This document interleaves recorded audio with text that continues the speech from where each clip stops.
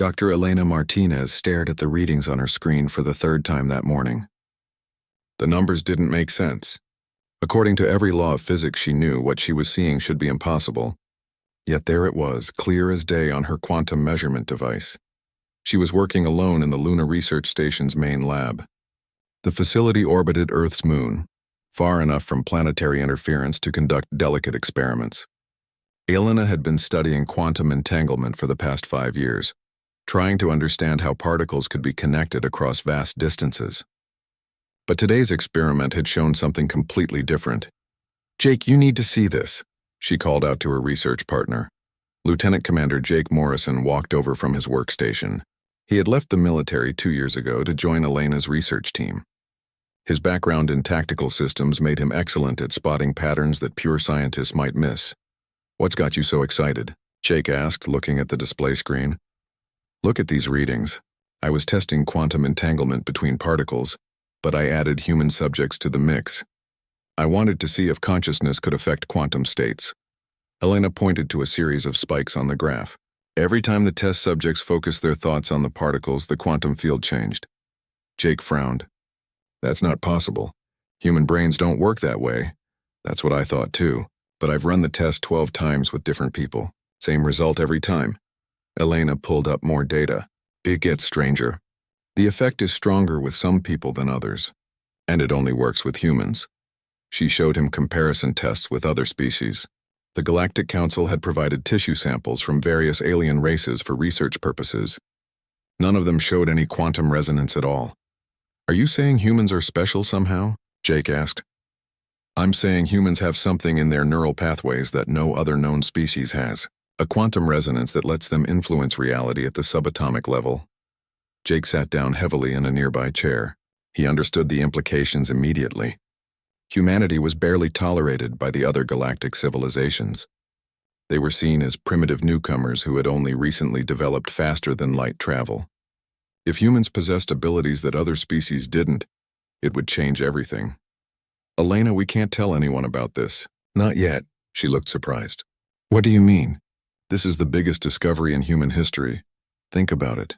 How do you think the Galactic Council would react if they knew humans had unique powers? They already restrict us to the Sol system. They treat us like children who need supervision." Elena remembered her conversations with Ambassador Lisa Harper, Earth's representative to the Galactic Council. Lisa often complained about how the alien delegates dismissed human concerns. They acted like humanity was too young and inexperienced to be trusted with important decisions. The Zephyrian Chancellor Veltar was the worst. He made no effort to hide his contempt for humans. He had once called humanity an accident of evolution that would burn itself out within a few centuries. The hegemony Prime Minister Krethak was more polite, but equally dismissive. He treated human requests like a parent dealing with a demanding child. "You're right," Elena said slowly. "If they see us as a threat, they might try to stop us from developing these abilities. Or worse, they might decide we're too dangerous to exist." Elena shivered at the thought. The Galactic Council commanded massive fleets and advanced weapons. Humanity's small navy wouldn't stand a chance in a direct conflict, so what do? She asked. "We study this carefully. We figure out how it works and how far it can go, but we keep it secret until we understand what we're dealing with." Over the next few days, Elena and Jake ran more tests. They brought in volunteers from the research station staff. Dr. Kevin Walsh, who had transferred from the Mars colony, showed remarkable results. He could influence quantum particles from across the room just by thinking about them. Amy Peterson, an engineer from the asteroid mining stations, demonstrated even stronger abilities. During one test, she accidentally caused a piece of equipment to reassemble itself after it had been taken apart. The screws had literally twisted themselves back into place while she was concentrating. "This is incredible," Elena whispered as she watched the replay footage. "Amy didn't just influence particles. She controlled matter at the molecular level." Jake nodded grimly, and she didn't even realize she was doing it. It happened automatically when she focused. They decided to expand their research network carefully. Elena contacted a few trusted colleagues at other human colonies. She used encrypted channels and spoke in code, describing their work as consciousness studies rather than revealing the true nature of their discoveries. Dr. Nathan Cross at the Earth Science Academy agreed to run similar experiments. General Patricia Stone, who oversaw military research, became interested when Jake mentioned potential applications for space navigation and communication. Meanwhile, Elena worked on understanding the biological basis for human quantum abilities. She discovered that human neural tissue contained unique crystalline structures that weren't found in other species. These microscopic formations seem to act as quantum resonators, allowing human consciousness to interface directly with quantum fields. It's like we have biological quantum computers in our heads, she explained to Jake, and we're only now learning how to use them. The most shocking discovery came when Elena tested the range of human quantum influence. She placed quantum particles in a sealed chamber on the far side of the moon and asked volunteers to focus on them from the research station. The particles still responded. Jake, I don't think distance matters. The quantum field seems to connect everything instantly. What are you saying? I'm saying a human on Earth might be able to influence quantum states on Mars, or even further out. Jake stared at her. Elena, if humans can manipulate matter and energy across interstellar distances through thought alone, we're not just talking about a new scientific discovery. We're talking about godlike powers. Elena felt a chill run down her spine. She realized they were standing at the edge of something that would change not just humanity, but the entire galaxy. The question was whether they were ready for what came next. As she saved her research data to encrypted files, Elena couldn't shake the feeling that they were about to cross a line that couldn't be uncrossed. Humanity was evolving into something new, something unprecedented, and she had no idea if the rest of the galaxy would accept what they were becoming. Outside the lab's windows, Earth hung in space like a blue jewel. Soon, Elena realized, the people on that world would discover they were capable of things that would make the gods of ancient mythology seem ordinary by comparison.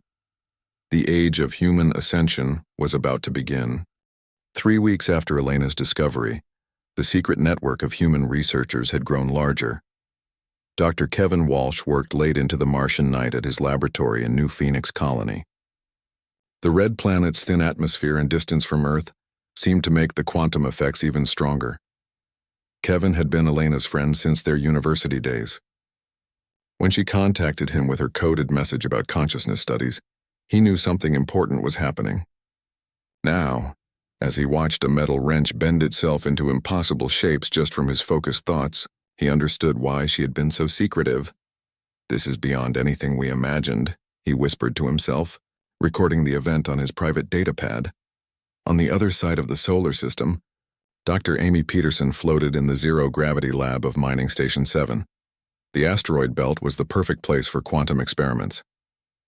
With no large gravitational bodies nearby, the quantum fields were cleaner and easier to manipulate. Amy had always been good with her hands. As an engineer, she could fix almost anything. But now she was discovering she could do much more than repair machines. She could make them work better, faster, more efficiently. All she had to do was think about what she wanted them to do. During her latest test, she had focused on a broken communication array. The damaged circuits had literally healed themselves, growing new connections where the old ones had burned out. The repair work was better than anything human or alien technology could achieve. Amy to Elena, she said into her secure communicator, "You need to hear this. The quantum field isn't just letting us influence matter, it's letting us improve it, make it better than it was before." Back at Luna Station, Elena received the message with growing excitement and worry. Each new discovery made it clearer that humans were becoming something extraordinary, but it also made their situation more dangerous. Jake had been right to insist on secrecy. If the Galactic Council learned about human abilities, they would see it as a threat to their power. The alien civilizations had ruled the galaxy for thousands of years. They wouldn't welcome a new species that could do things they couldn't. The breakthrough that changed everything came from an unexpected source. Captain Ryan Edwards was exploring the Outer Rim territories in his ship, the UES Horizon. He was supposed to be mapping star systems that might contain useful resources. Instead, he found something that would shake the foundations of galactic history. The artifact was floating in empty space, far from any star or planet. It was a perfect sphere, about the size of a small building made from some kind of dark metal that reflected no light. Ryan's sensors couldn't identify the material or determine how old it was. "This is Captain Edwards. Reporting an unusual discovery," he transmitted back to Earth. I found what appears to be an alien artifact of unknown origin. Requesting permission to investigate, General Patricia Stone, who oversaw deep space operations, gave him permission to proceed. She had been briefed on Project Ascension and wondered if this discovery might be connected to humanity's developing abilities. When Ryan approached the artifact, something amazing happened. The dark metal began to glow with soft blue light. Symbols appeared on its surface, writing in a language no human had ever seen. Then, as Ryan watched in amazement, the artifact opened like a flower. Inside was a chamber filled with floating holographic displays. The images showed scenes from across the galaxy, but they weren't current events. These were memories stored somehow in the artifact's quantum matrix. Ryan saw a species that looked almost human, but with longer limbs and larger eyes. They were using abilities that looked exactly like what Elena and her team had been discovering. They could manipulate matter with their thoughts, communicate across vast distances, and even exist in multiple places at once. The holographic records told a terrible story. This species, which called themselves the Architects, had been the galaxy's most advanced civilization. They had built wonders that made current alien technology look primitive. They had been peaceful explorers and teachers, sharing their knowledge freely with other species. But their abilities had made the other races afraid. Led by the ancestors of the current Galactic Council, a massive alliance had formed to destroy the Architects. The war had been brutal and one-sided. The Architects, despite their incredible powers, had been too few and too peaceful to resist effectively. The final holographic message was recorded by the last surviving Architect. She explained that they had hidden these memory spheres throughout the galaxy, hoping that someday another species might develop similar abilities and learn from their fate. We thought our gifts would bring peace to the stars, the alien woman said in perfect English, the artifact translating her words automatically. Instead, they brought only fear and death. Perhaps the next species to discover these abilities will be wiser than we were. Perhaps they will find a way to survive what we could not. Ryan felt a chill run through him as the message ended. The artifact had recognized him as human, and had shown him these memories for a reason. Humanity was developing the same abilities that had led to the Architect's destruction. He immediately sent an encrypted message to General Stone, describing what he had found. The news spread quickly through the secret network of researchers. Elena and Jake watched the holographic recordings with growing alarm. Now we know why we have these abilities, Elena said quietly. We're not the first species to develop them. But we might be the only ones left, Jake nodded grimly. And if the Galactic Council finds out, they'll try to do to us what they did to the Architects. But there was something else in the Architect records that gave them hope. The ancient aliens had been powerful, but they had used their abilities individually. Each Architect had been like a single superhuman among normal people. Humanity seemed to be developing something different. Dr. Nathan Cross at the Earth Science Academy had been studying the collective aspects of human quantum consciousness. His research suggested that humans could link their abilities together, becoming stronger when they worked as a group. It's like a network, he explained during a secure conference call with the other researchers. Individual humans are developing quantum abilities, but they can also connect with each other, share their power, combine their thoughts. General Stone saw the military implications immediately. You're talking about a quantum battlefield where human soldiers could coordinate their abilities instantly across any distance. Not just soldiers, Nathan replied. All humans. Every person with these abilities could be part of a collective consciousness while still maintaining their individual identity. As the weeks passed, more humans began to show signs of quantum awareness. It wasn't just the researchers anymore. Ordinary people throughout human space were having strange experiences. They could sense things they shouldn't be able to sense. They knew things they had no way of knowing. The evolution was accelerating, and soon it would be impossible to hide. Elena realized they were approaching a critical moment. Humanity was transforming into something that had never existed before in galactic history. The question was whether they could learn from the Architect's fate and find a way to survive what was coming. The answer would determine not just humanity's future, but the future of the entire galaxy. 6 months had passed since Elena's first discovery, and the changes in humanity were becoming impossible to ignore. At Luna Research Station, Elena no longer needed computers to process complex calculations. Her mind could work through quantum equations at speeds that would have taken supercomputers hours to complete. She stood in her laboratory, watching data streams flow through her consciousness like rivers of light. The information came from hundreds of sources across human space, all connected through the growing quantum network that linked human minds together. "Elena, you're doing it again," Jake said, walking into the lab. She blinked and returned her attention to the physical world. "Doing what?" Your eyes were glowing. "That blue light that happens when you're deep in the quantum field." Elena touched her face. She hadn't realized the physical changes were becoming visible. Jake had developed his own transformation. He could now manipulate matter at the molecular level with just a thought. Yesterday, he had accidentally turned a steel wrench into pure gold when he got frustrated during an experiment. "We're changing faster than we expected," Elena said. "All of us." The transformation wasn't the same for everyone. Pilot Sarah Mitchell had developed an incredible ability to interface directly with spacecraft systems. She could fly ships using only her thoughts, feeling their engines and sensors as if they were parts of her own body. Her ship's computer had begun to evolve too, becoming more intelligent and responsive each day. Engineer Danny Torres could now understand any technology just by touching it. Alien devices that had puzzled human scientists for years became clear to him instantly. He could improve their designs, fix their problems, and even make them work better than their original creators had intended. The most dramatic change had happened to Ambassador Lisa Harper. As Earth's representative to the Galactic Council, she had always struggled to understand alien psychology. Now she could read thoughts and emotions as easily as hearing spoken words. She knew what the alien delegates were thinking before they spoke. During the latest council session, Lisa had sat quietly while Chancellor Veltar discussed trade restrictions on human colonies. She could feel his contempt and fear mixing together in his mind. He wasn't just dismissing humanity out of arrogance. He was afraid of something he couldn't quite identify.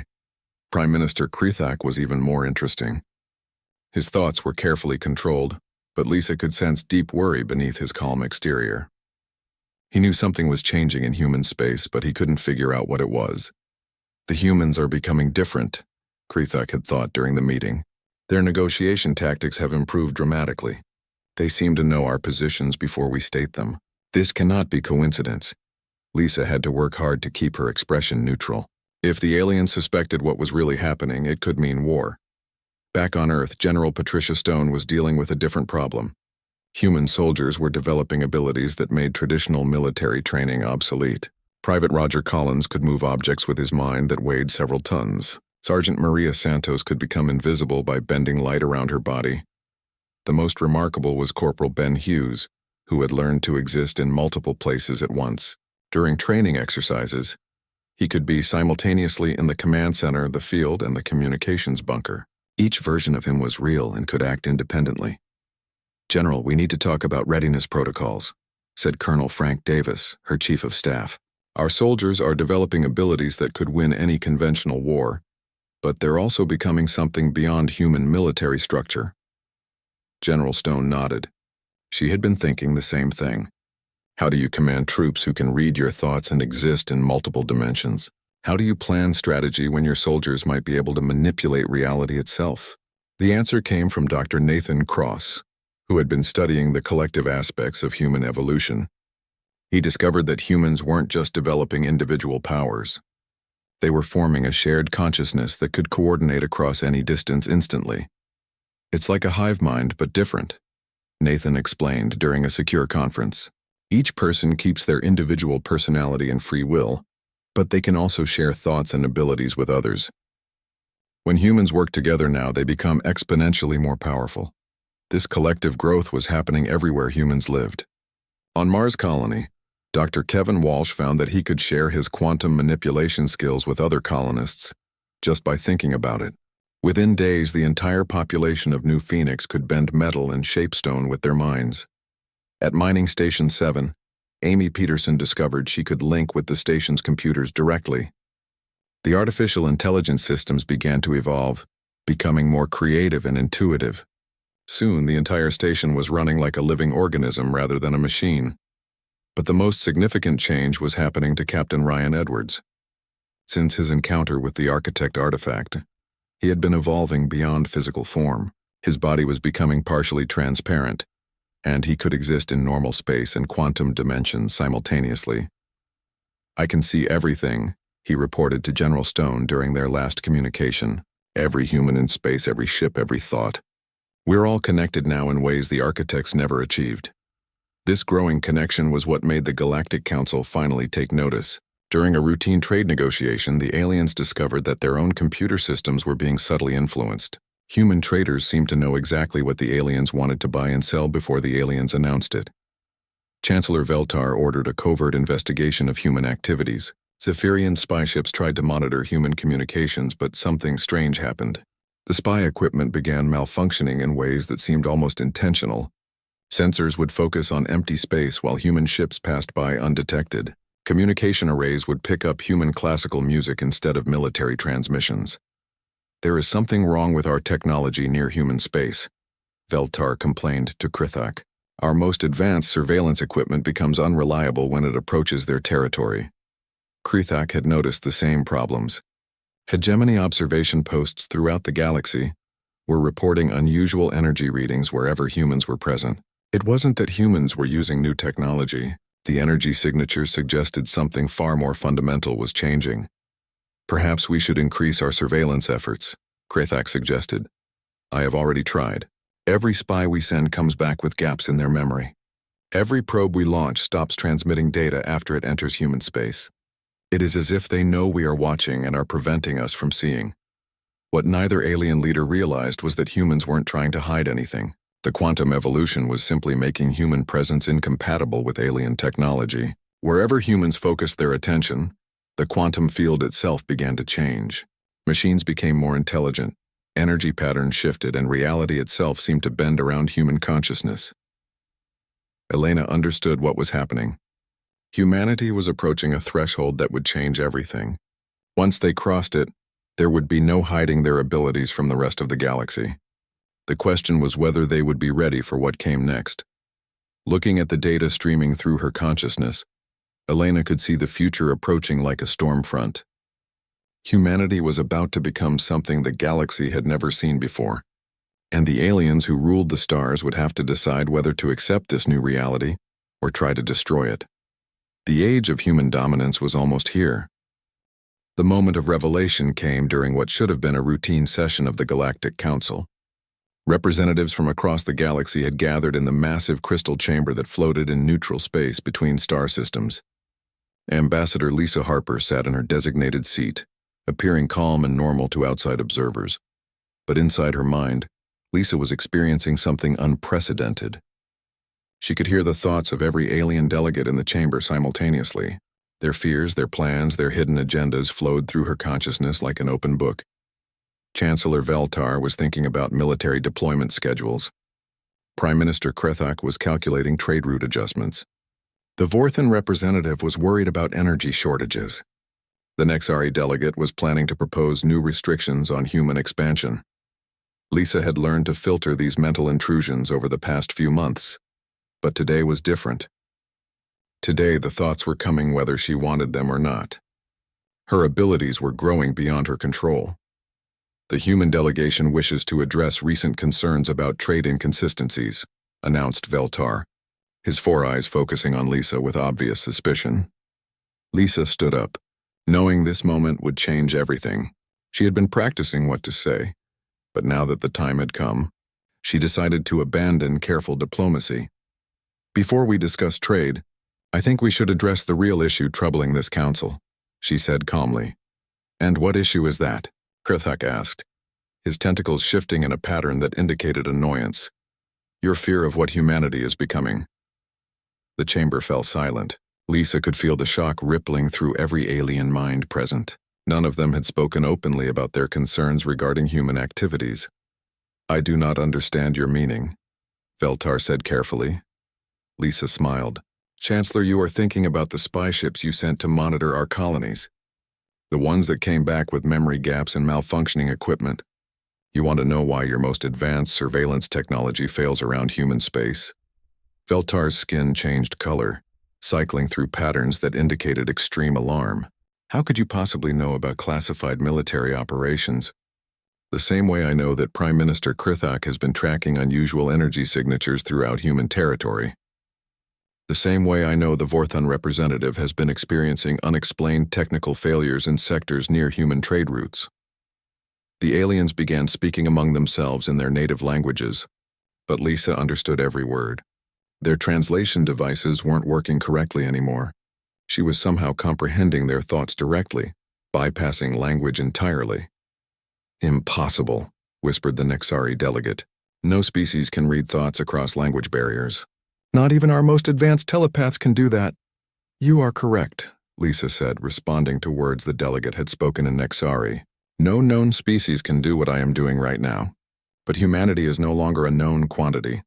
She gestured toward the chamber's security systems. The advanced alien technology that protected the council chamber was humming quietly in the background. "Would you like me to demonstrate how far our abilities have developed?" Without waiting for an answer, Lisa focused her thoughts on the chamber's systems.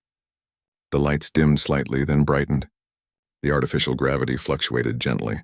The environmental controls adjusted themselves to perfect comfort levels for every species present. "Stop this immediately," Veltar demanded, standing up from his seat. "I am not doing anything hostile," Lisa replied. "I am simply asking your technology to work better, to be more efficient, more helpful." She accessed the chamber's communication arrays and projected her thoughts directly to every delegate present. They could hear her voice inside their minds, speaking in their native languages simultaneously. "Humanity is evolving, honored delegates. We are becoming something new. Something unprecedented in galactic history. We do not wish to threaten anyone, but we will not hide what we are becoming." Krithak activated his emergency communicator. "Security alert. Human representative displaying unknown abilities. Request immediate intervention." Lisa heard his transmission and sighed. "That will not be necessary, Prime Minister. Your security forces cannot stop what is happening because we are not attacking anything. We are simply existing as we now are." At that moment, security forces throughout the chamber complex found their weapons and equipment becoming non-responsive. Not destroyed or damaged, simply inactive. The quantum fields around human consciousness were incompatible with aggressive technology. Meanwhile, across human space, Elena Martinez felt the moment of revelation through the collective consciousness network. Every human with developed abilities experienced Lisa's confrontation in real time. They all understood that the secret was finally out. "It is time," Elena said to Jake at Luna Research Station. Jake nodded. He had been preparing for this moment for months. "Should we initiate the defense protocols?" "No need for defense," Elena replied. "They cannot harm us anymore. We have evolved beyond their ability to threaten." On Earth, General Patricia Stone received reports of massive alien fleet movements throughout the galaxy. Every major power was mobilizing their military forces and directing them toward human space. "General, we have confirmation of at least 50 alien battle groups moving in our direction," reported Colonel Davis. "Total ship count is over 10,000 vessels." "Understood," Stone replied calmly. "Begin implementing the Ascension Protocol." The Ascension Protocol was humanity's response plan for this exact situation. Rather than fighting the alien fleets, humans would demonstrate their new capabilities in a way that made combat impossible. Captain Ryan Edwards, who now existed primarily as quantum consciousness, reached out to every approaching alien ship. He did not threaten or attack. Instead, he gently touched their computer systems and asked them to sleep. One by one, across hundreds of star systems, alien warships simply stopped functioning. Their engines went quiet. Their weapons powered down. Their life support systems continued working perfectly. But everything designed for warfare became as still as museum displays. Admiral Zortek of the Zephyrian Third Fleet watched in horror as his flagship's control systems became unresponsive. "Engineering report status." "Sir, there is nothing wrong with our systems. They are simply not accepting commands related to navigation or weapons. All other functions are normal." The same thing was happening throughout the alien armada. Thousands of ships found themselves floating helplessly in space, not because they were damaged, but because their technology refused to be used for violence against humans. Back in the council chamber, Lisa continued her explanation while the delegates struggled to contact their fleets. "We are not your enemies," she said. "We do not want to conquer or destroy anyone. But we will no longer pretend to be less than we are. Humanity has evolved beyond the need for your permission or approval. She accessed the chamber's holographic displays and showed images from across the galaxy. Every human colony, every human ship, every human research station was surrounded by a soft blue glow. The quantum field that connected human consciousness was becoming visible to normal sensors. "This is what we have become," Lisa said. "We are still human. We still value peace, cooperation, and discovery. But we are also something new. Something that has never existed in this galaxy before." Chancellor Veltar stared at the displays with growing terror. "You are talking about the complete disruption of galactic order. For millions of years we have maintained stability through established power structures. And now those power structures must change," Lisa replied. "Not through conquest or violence, but through evolution and growth. We offer partnership to those ready to accept us as equals. For those who are not ready, we offer patience and protection until you are." The revelation was complete. Humanity had revealed itself to the galaxy, not as conquerors or destroyers, but as ascended beings offering a new way forward. The question now was how the rest of the galaxy would respond to this unprecedented transformation. The age of human secrecy was over. The age of open transcendence had begun. 1 month after the revelation, the galaxy was a very different place. Elena Martinez no longer needed a physical body to do her work. She existed as pure consciousness, flowing through quantum fields that connected every star system. Yet she remained unmistakably human, with all the curiosity and compassion that defined her species. From her position in the quantum realm, Elena could see the entire galaxy at once. She watched alien civilizations struggling to understand what humanity had become. Some species had withdrawn to their homeworlds, too frightened to venture into space where humans might encounter them. Others continued their daily lives, gradually accepting that the universe had fundamentally changed. "Elena, we are ready to begin the healing process," came a thought from Jake Morrison. He had evolved into something that could exist in multiple star systems simultaneously, while maintaining his practical, straightforward personality. Elena shifted her attention to the outer rim, where centuries of galactic warfare had left entire sectors poisoned and lifeless. Dead worlds floated in space, their surfaces scarred by weapons that had sterilized all life. Jake was working with other evolved humans to reverse the damage. "Begin with the Kepler sector," Elena suggested. "The atmospheric damage there is the most severe." Jake focused his consciousness on a planet that had been a beautiful garden world before the wars. Now it was a toxic wasteland with an atmosphere full of poisonous gases. He reached into the molecular structure of the air itself, gently convincing the harmful chemicals to break apart and reform into breathable atmosphere. Within hours, the planet's sky shifted from sickly yellow to clear blue. Oceans that had been acid became pure water again. The soil, cleansed of toxins, was ready to support life once more. Meanwhile, Sarah Mitchell was using her abilities to guide lost ships safely home. Many alien vessels had been stranded when their navigation systems failed during the Great Revelation. Rather than leaving them helpless, Sarah reached out to each ship with her consciousness, becoming their guiding star through the darkness of space. A Vorthon cargo ship had been drifting for weeks, its crew growing desperate as their supplies ran low. Sarah appeared to them not as a threatening presence, but as a gentle voice in their communication systems. "This is Sarah of Earth," she said in perfect Vorthon. "I am here to help you find your way home." The Vorthon captain, an elderly female named Zexara, responded with amazement. "Human consciousness? But you are speaking our sacred tongue, the one we use only in our most private thoughts." "Language is no longer a barrier for us," Sarah explained. "We understand meaning itself, not just words. May I guide your ship to safety?"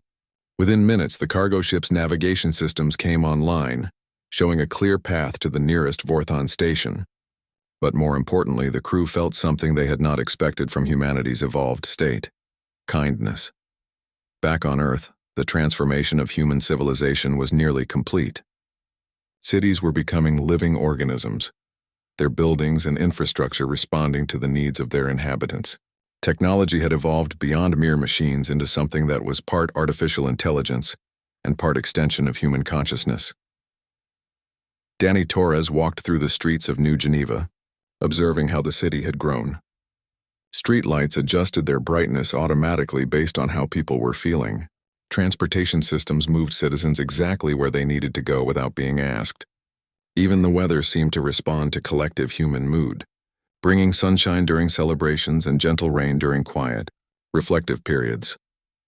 The boundary between human and machine no longer exists, Danny thought to Elena. Everything is becoming part of us, and we are becoming part of everything. This integration was happening throughout human space, but it was not forced on anyone. Humans who were not ready for full quantum evolution could still live normal lives, protected and supported by their evolved companions. The transformation respected individual choice and personal growth rates. At the Galactic Council chambers, a very different meeting was taking place. Many alien delegates had returned, but their attitude had changed completely. Fear was being replaced by curiosity and cautious hope. Ambassador Lisa Harper sat in her chair, appearing completely human, but radiating a presence that filled the entire chamber with calm. She no longer needed to read alien thoughts because their emotions and intentions were shared openly. "We wish to discuss the new Galactic Compact," announced a new delegate. Representative Morden of the Catherian Federation. The Catherians were one of the first species to overcome their fear of humanity's transformation. "We are listening," Lisa replied, her words carrying undertones of warmth and acceptance that translated perfectly into every alien language.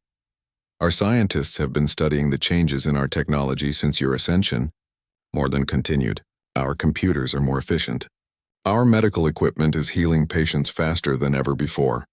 Our spacecraft are operating with capabilities we never designed them to have." Prime Minister Krethak, who had remained on the council despite his initial fear, spoke up. "The hegemony has observed similar improvements. It appears that proximity to human consciousness enhances all technology, making it more helpful and less prone to malfunction." Lisa nodded. "Quantum consciousness affects the fundamental structure of reality. When humans focus on helping and improving, everything around us becomes better. We cannot turn this off, nor would we want to." "But what does this mean for galactic civilization?" asked Chancellor Veltar. He had been the most hostile to humanity initially, but even he could not deny the benefits that human presence brought. "It means we all have a choice," Lisa answered. "You can work with us to build a better galaxy, one where technology serves life instead of destroying it, where conflicts are resolved through understanding rather than warfare, where every species can reach its full potential." She gestured to the holographic displays which now showed worlds throughout the galaxy. Many were being healed by human intervention. Others were flourishing as their inhabitants learned to cooperate with human consciousness. Or you can choose isolation. We will respect that choice and ensure you are protected from any influence you do not want. But know that the offer to join us in building something better will always remain open. Captain Ryan Edwards, who now existed as a bridge between physical and quantum reality, spoke directly into the minds of all present. "We remember the architects, the species that came before us. They were destroyed because the galaxy feared change. We will not make their mistake of being passive. But neither will we make the mistake of forcing our gifts on those who are not ready." The council session ended with something unprecedented in galactic history: a unanimous vote to establish the new compact. This agreement recognized humanity's ascended state while protecting the rights of species who wished to develop at their own pace.